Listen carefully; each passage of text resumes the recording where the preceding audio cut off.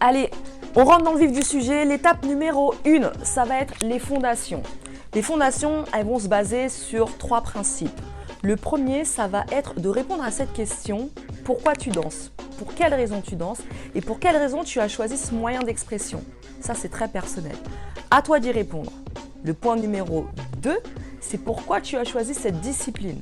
Que ça soit afro, hip-hop ou dancehall, il y a une raison fondamentale pour laquelle tu as choisi ce style de danse. Est-ce que c'est le rythme? Est-ce que c'est l'esthétique? Est-ce que c'est parce que ça évoque quelque chose chez toi? Est-ce que c'est dans ton environnement? Pourquoi tu aimes tant? Pourquoi tu es habité quand tu entends ce genre de musique? Et pourquoi tu as envie de travailler ce style de danse? Et le point numéro 3 de cette question, c'est de te fixer des objectifs. Tu vas te fixer des objectifs à court terme pour arriver à aborder cette formation de manière claire.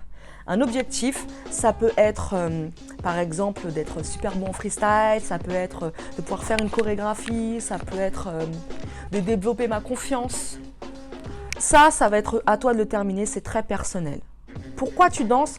La réponse, c'est toi qui l'as. Il ne faut pas que ça soit juste une réponse lambda comme ouais, je danse parce que j'aime ça. Non, ça peut être beaucoup plus profond. Moi, par exemple, les raisons pour lesquelles je danse, c'est parce que ça évoque des valeurs chez moi, comme le sentiment de liberté. Quand je danse, voilà quoi, je suis dans ma bulle, je suis dans mon élément, je me sens bien, ça me permet d'exprimer mes joies, mes colères, mes frustrations, ça me permet de me sentir belle, de me sentir fraîche, tu vois, de me sentir désirée. Tout ça, c'est mes raisons, mais à toi de te poser la question, pour quelle raison tu danses? Pourquoi? Ton pourquoi? Une fois que tu as fait tout ça, tu vas prendre ton cahier de notes et là, tu auras 2 missions. La première mission, c'est d'écrire tout ça, toutes ces raisons, hop, et ton objectif. Dans ton objectif, tu dois être très très clair et précis. C'est comme demander un pull au Papa Noël. T'as compris ou pas?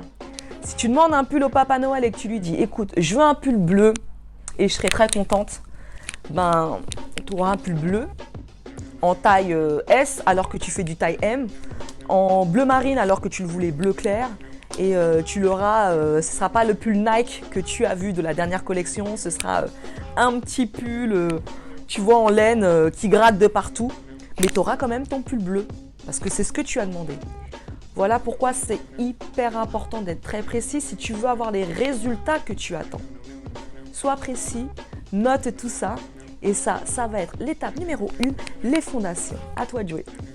Alors, on va aborder un point qui est hyper important, qui est celui de la musicalité. C'est un point qui est primordial en tant que danseur. Il faut que tu comprennes la musique, il faut que tu comprennes sa structure, il faut que tu comprennes son émotion et ce qu'elle veut te dire. En tout cas, moi, ce que je te recommande déjà, c'est d'en écouter au maximum dans n'importe quelle situation, que ça soit dans les transports, dans ta voiture, pendant que tu fais le ménage. En tout cas, dans n'importe quelle circonstance qui permet de t'imprégner et vraiment de te familiariser avec les rythmes, mais aussi en écouter dans plein de registres, que ce soit en afro, en dancehall, en hip-hop, même du jazz, même des musiques classiques. Tout ça pour que tu muscles un petit peu ton oreille à écouter comment elle se structure.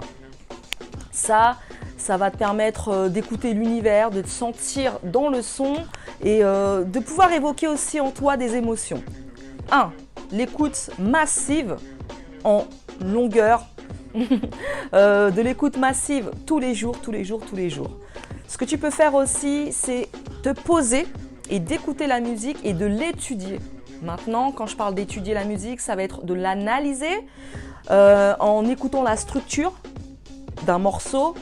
Généralement, un son hip-hop, R&B ou afro ou dancehall, il va être structuré de la même manière avec une introduction. Après, le premier couplet, un pont, un refrain, suivi d'un second couplet, du pont, du refrain et de l'outro. Essaye d'écouter les musiques qui te parlent et de comprendre comment elle a été montée. Quand je te parle de structure, ça va vraiment être la structure même d'un morceau. Et ça va permettre de sentir comment les artistes posent, mais ça peut être aussi écouter des beats. Hein. Tu peux écouter des beats classiques, c'est toujours structuré de la même manière. Et ça va vraiment t'aider dans l'écoute massive de la musique. En tant que danseur, je pense que c'est hyper important de se poser les choses.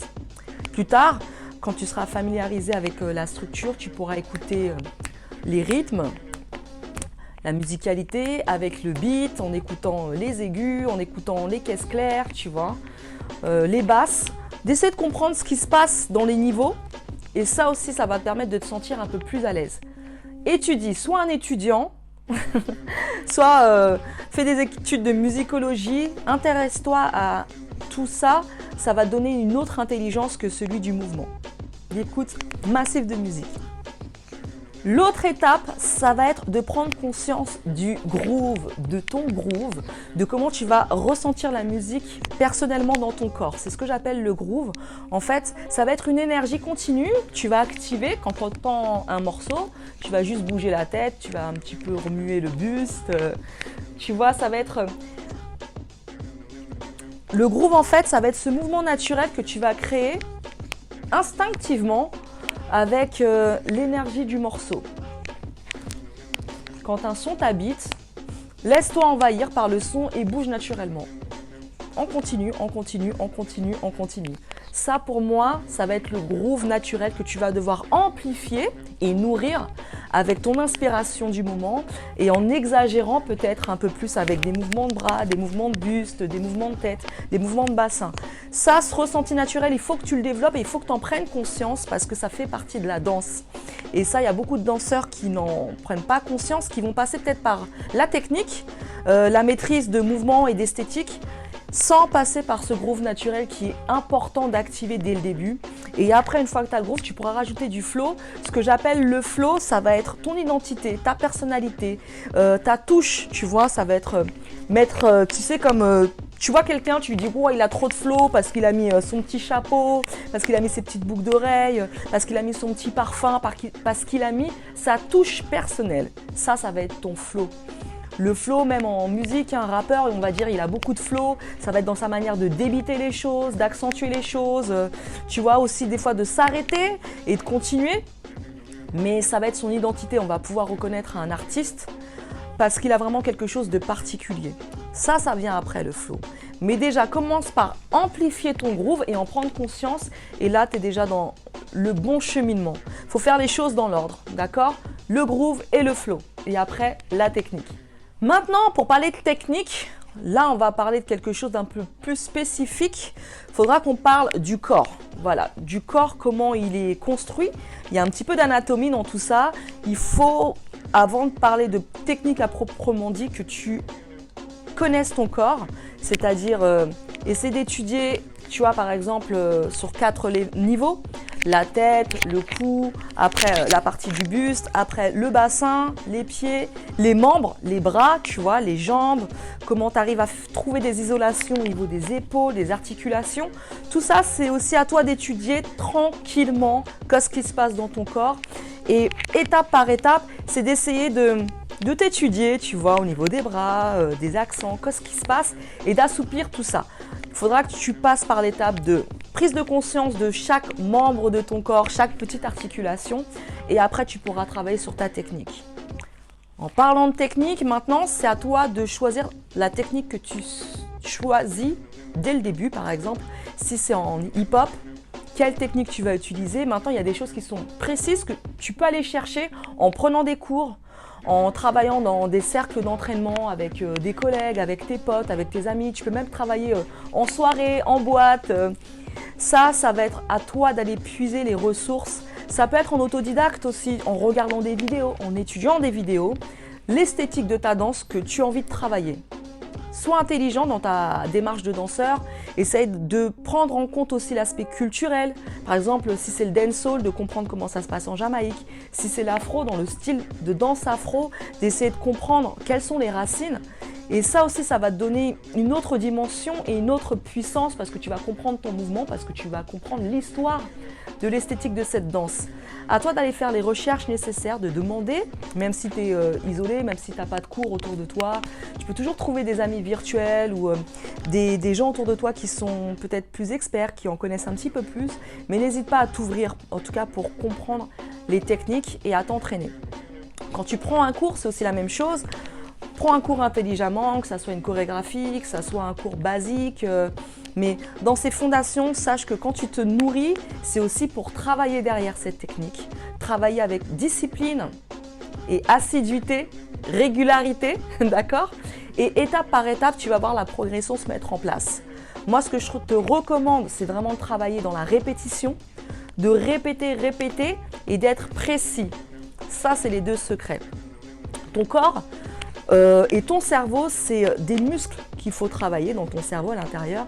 Il va retenir les chemins et ces chemins, tu vas pouvoir te les approprier et puis après, rajouter ta touche personnelle. Répète régulièrement. Fais-toi peut-être un petit calendrier d'entraînement perso où tu vas pouvoir peut-être 3 fois par semaine, 2 fois par semaine, sur des temps de 2 heures, 1 heure. Trouve ton rythme, mais il faut que tu arrives à être régulier dans tout ça pour voir une réelle progression dans ta danse. À toi de jouer. L'étape d'après, c'est à toi de fixer les stratégies. Tu vas t'engager personnellement dans ton travail de danseur. Tu vas te donner les moyens de te challenger et de sortir de ta zone de confort.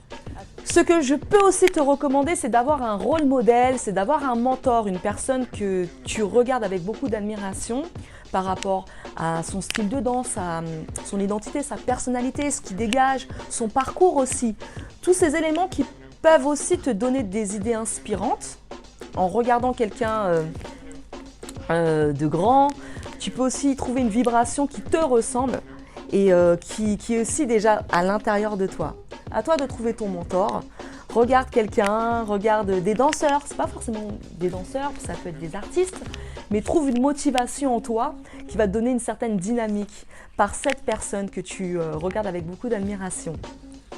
Voilà, maintenant que tu as travaillé ton groove, ton flow, ta technique et que tu maîtrises un peu mieux ta danse, ce que tu peux faire pour aller un peu plus loin, c'est travailler certains concepts comme celui que je vais te donner aujourd'hui qui va être la qualité du mouvement. La qualité du mouvement, ça va être l'interprétation et l'action qui va être impliquée dans ta gestuelle. Quand je parle d'action, ça va être que ce que tu fais, est-ce que tu attrapes, ça peut être est-ce que tu pousses, ça veut être est-ce que c'est quelque chose de lourd, est-ce que c'est plutôt quelque chose de piquant, est-ce que c'est explosif, est-ce que c'est quelque chose de doux, de soyeux.